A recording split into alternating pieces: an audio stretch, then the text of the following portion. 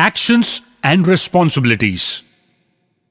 The second chapter of the Bhagavad Gita, which teaches us the essence of Karma Yoga, it starts with the question of the confused Arjuna.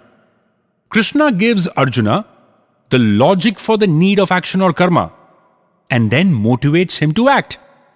Krishna then explains to Arjuna the various kinds of actions possible and tells him the possible hurdles he will face while performing his actions. That is his karma and how he can overcome the hurdles. Arjuna questions Krishna, if knowledge is the path to attain moksha and be one with the Paramatma, then please tell me, why should I participate in this war and cause so much destruction? Why don't I take the path of knowledge and become a sannyasi? Choosing the path of knowledge is good, but there is no escape from karma. Knowledge cannot be a substitute for action. In fact, acquiring knowledge itself is an action or karma.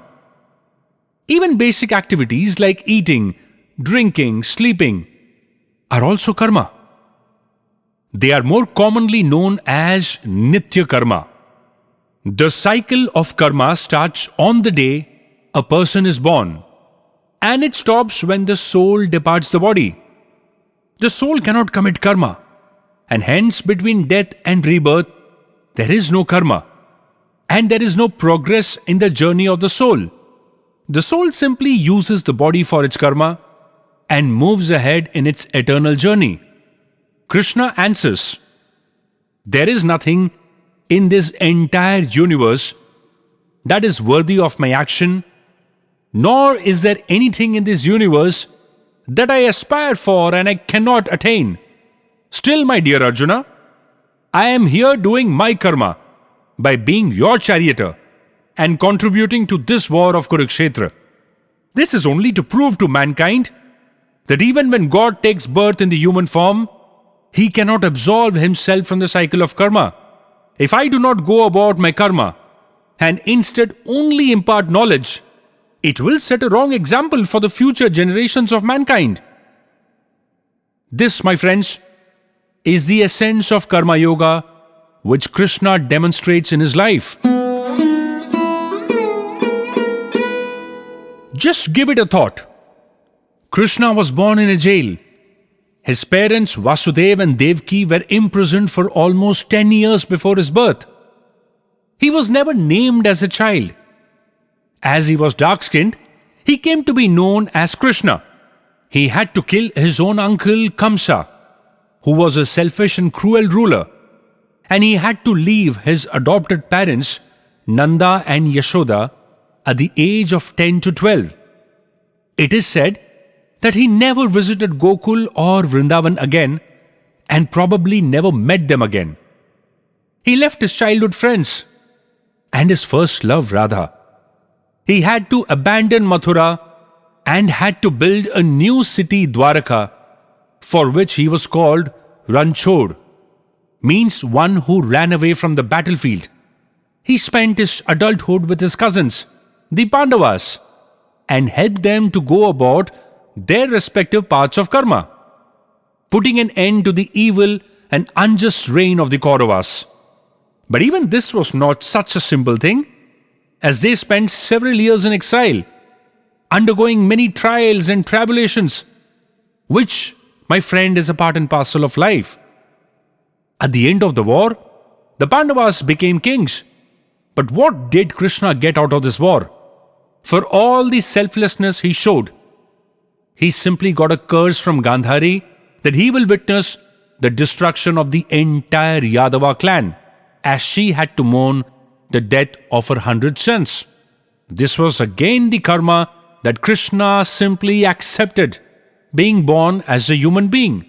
He saw the destruction of his children, his family, his city, and the entire clan, and his death was in a lonely state, killed by a hunter called Jara. Being God, was he not aware of the same? Of course he was. And yet, he was prepared for the same. He simply fulfilled his karma, for which he had taken birth in the human form, and did not expect anything in return. This is called as Nishkama Karma. During his lifetime, he lived life like a normal human being.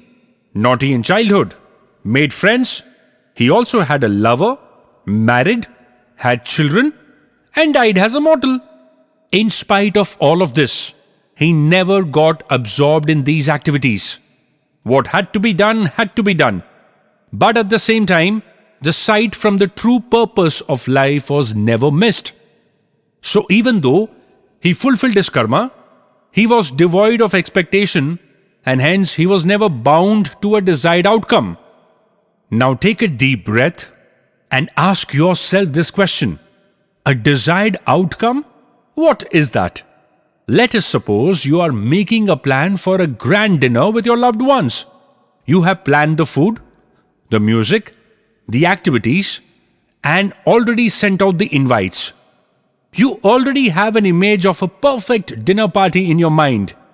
But on the day of the dinner, you get a call from one family who says they will not be able to make it. Your perfect image of that party slowly starts to crack somewhere in your mind. And then the food caterer calls you and says, "We cannot provide the sweet you had requested for today. What would you like as a replacement?" You might feel like cancelling the whole dinner. But instead of experiencing the process of setting up for a dinner, you had expected everything to go perfectly, without any hitch. In this way, you were not able to achieve your desired outcome. Now, Arjuna probably had a desired outcome too, which we will discuss in the next episode. Thank you so much for listening to us.